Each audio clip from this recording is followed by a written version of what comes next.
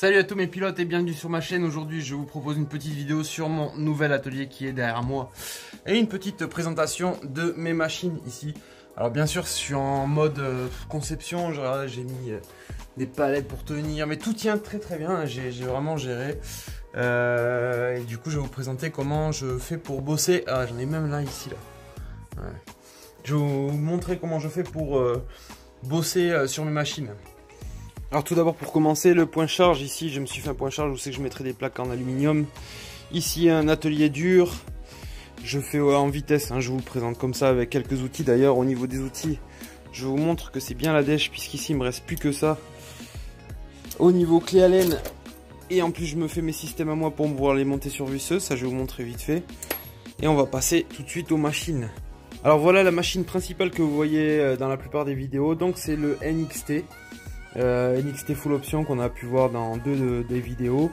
J'ai fait les tests des pneus sismiques et on verra ça dans une autre vidéo sur circuit bien sûr. Alors je mets du temps à la faire la vidéo sur circuit parce que je viens de déménager, c'est un peu compliqué.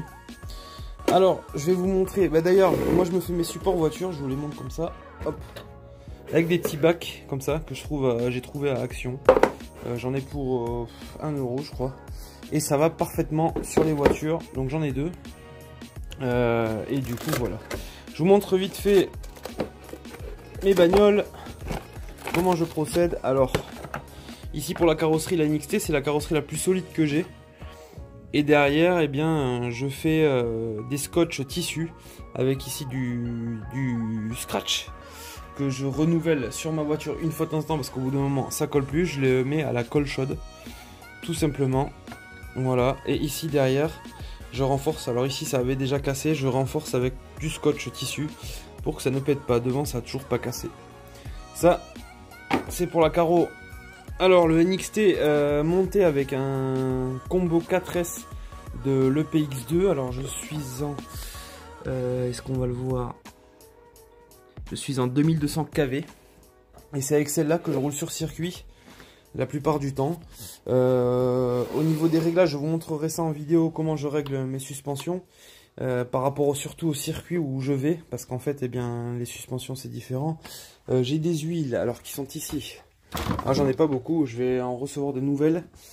Mes huiles, je vais tourner avec de la sismique ainsi que de l'huile bas de gamme, et je m'en fous, c'est du 300. En fait, je coupe. Donc c'est déconseillé, moi je le fais, je suis sur circuit, je le fais. Parce qu'après on ne connaît pas forcément les valeurs qu'on a mis dedans, mais bon, je le fais au ressenti. Ici toi, je le fais au ressenti. Donc du coup, j'aime bien me prendre 2 valeurs d'huile et de les couper, ça m'évite d'acheter à chaque fois 10 balles. 10 balles d'huile, je sais pas combien, donc voilà. La voiture est montée, donc comme je l'avais dit dans la vidéo précédente, ça c'est mon buggy perso, il est monté avec des plateaux carbone pour les amortisseurs. Le combo connect est vraiment énorme, c'est vraiment du haut de gamme, donc il n'y a pas de souci. J'ai un pignon de 15, ça c'est pareil, les pignons je les change, tout dépend du circuit. J'ai aussi un support moteur qui est facile d'accès pour pouvoir régler très vite. Alors, je vous montre ce que j'embarque quand je vais sur le circuit, comme ça vous voyez tout ce qu'il y a chez moi. Hop. Donc là, petite erreur, hein, je laisse les clips là-dessus, c'est pas bon du tout. Voilà ce que j'embarque sur le circuit en général. Donc je me suis fait une petite boîte avec un peu de tout pour les servos, quelques vis. Ici ma carte de programmation pour programmer mon moteur. Si vous le voulez, je pourrais faire des vidéos là-dessus. Quelques pièces de différentiel, quelques pièces d'amortisseur pour les réglages. Et là, 2-3 bêtises, des amortisseurs médium, des amortisseurs souples, des pièces, surtout de la visserie que je mets là-dedans, des joints, des triangles au cas où, ouais, des plateaux, des supports amortisseurs au cas où les miens cassent, on sait jamais, bon c'est du carbone. Ici j'ai couronne et pignon pour pouvoir changer sur piste. Et puis quelques pièces de rechange, voilà, des noix de cardan, des cardans, des anciens amortisseurs, des supports ailerons, surtout ça avec les bagnoles, il y en a besoin. Ça c'est pas des renforcés en plus, c'est de base, mais j'en ai 2 au cas où ça casse, sachant que je ne suis pas seul à rouler puisque j'embarque ma petite famille avec moi. Et donc ça c'est ce que j'embarque sur circuit, hein. pour me simplifier la vie, nous allons donc passer à la prochaine voiture. Je vous présente donc la EPX, la EPX2, on la voit un peu moins dans la vidéo, on la voit souvent, elle m'accompagne, donc c'est celle de ma femme, donc c'est moi qui l'entretiens aussi. Et donc celle-ci, elle est full stock, c'est-à-dire qu'elle est entièrement d'origine. On n'a jamais touché cette voiture, alors si j'arrive à une main, ça serait bien, voilà. Donc c'est vrai qu'au Bitech, les RTR ont souvent une mauvaise réputation de fiabilité, de solidité. Alors je dirais plus moi perso, voilà, pour la coque, voilà. Pour présenter la EPX2, la coque c'est de la grosse merde. Celle-ci est beaucoup plus neuve que la mienne, je l'ai renforcée, tout ce que vous voulez. Et bien celle de la EPX2 ne fait que casser. Vous voyez, elle n'a jamais eu de vrai choc. Parce que d'ailleurs ma femme roule vraiment tranquillement. Elle n'a jamais eu de vrai choc et ça casse quand même comparé à celle du NTX. C'est bien dommage. Ici on a le moteur d'origine avec le pignon et la couronne d'origine. Il y a juste le cerveau qui a été remplacé parce que le cerveau d'origine a cramé. Donc j'en ai passé sur un 17 kg qui est pas cher et de chez Connect. Le variateur qui a eu un petit souci quand même. Il est tombé en panne. Alors ce que j'ai fait, j'ai écouté Mani RC Garage 68. Et j'ai chauffé donc l'intérieur le plus possible. Et finalement il est reparti. Donc on n'a pas de problème dessus, on est reparti pour je sais pas combien de temps encore. Au niveau des jeux, ben ouais, la voiture elle commence à prendre des jeux, c'est évident. Bon, c'est pas les roulements, c'est tout ce qui est biellette ici. Mais bon, elle roule parfaitement, les amortisseurs ne sont même pas pliés.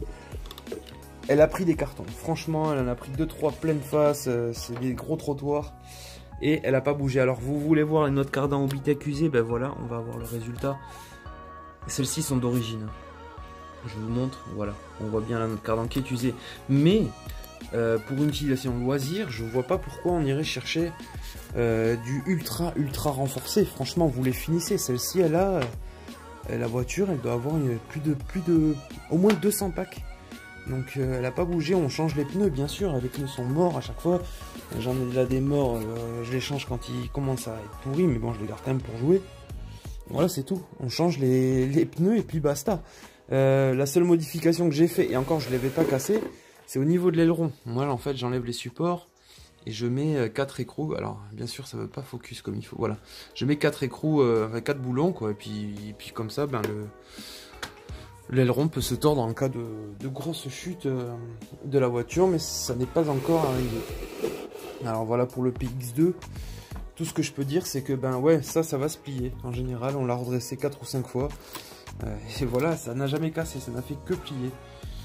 Bon, pour du loisir, c'est largement suffisant. Alors ouais, il y a peut-être plus solide, mais en tout cas, j'en suis vraiment très content. Et voilà, c'est tout ce que je peux dire.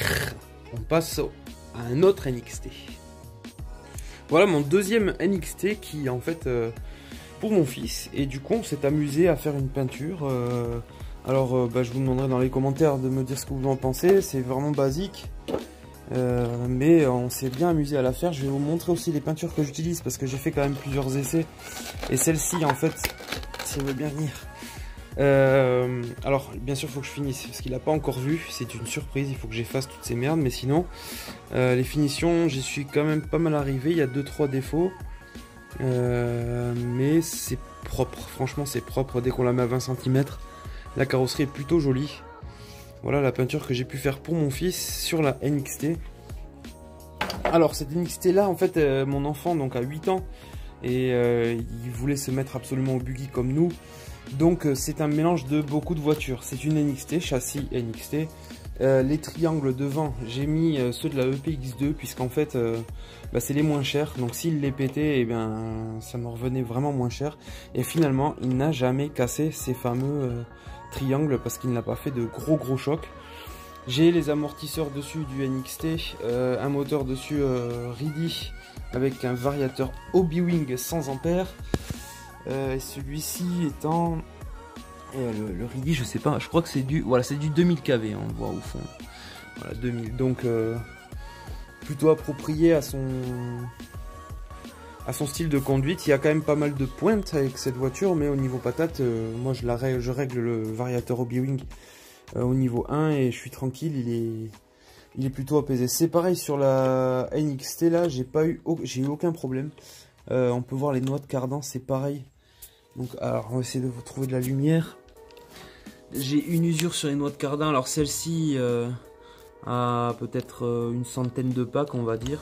Donc on n'a pas encore une usure, on a une usure du cardan par contre. On le voit, la tête est écrasée. C'est tout ce qui se passe sur cette voiture là. J'ai pas eu de problème en particulier. Le châssis est assez malade, on voit à peine NXT. Donc pour vous dire que la voiture a vraiment roulé et a pris des big chocs. Et puis rien de cassé, donc c'est pour ça que en loisir, ça reste des très bonnes voitures. Alors aussi mon fils c'est pareil, je lui monte du Sismic. Ceux-ci sont les blasters, vous avez pu les voir sur ma voiture aussi. Ça permet d'avoir une très bonne motricité, ainsi qu'un meilleur contrôle du véhicule, donc ça l'aide à piloter. Et ça pour ma 3e NXT, j'ai mis aussi les amortisseurs médium, ce qui permet de mieux relever, avoir un avant plus dur que l'arrière, voilà. Et ça, comme ça lui permet de bien gérer. Au niveau du cerveau, le cerveau d'origine convient très bien sur le NXT, il n'a jamais bougé. Et ici donc j'ai un variateur avec un double T-plug. Et souvent on tourne avec une seule batterie, donc je lui ai fait un petit raccord comme ça, très simple. Et puis quand il a plus de batterie, il m'emprunte une batterie, donc bon. J'ai fait la même modification sur sa voiture pour que l'aileron plie. Alors je vais essayer de vous montrer ce qui se passe quand la voiture fait le tonneau. Voilà, on a l'aileron qui va se mettre en travers et ça évite que ça casse. Il y a juste à le remettre comme ceci. Et on est bien, à condition que la voiture ne fasse pas de tonneau, ça ne bouge pas.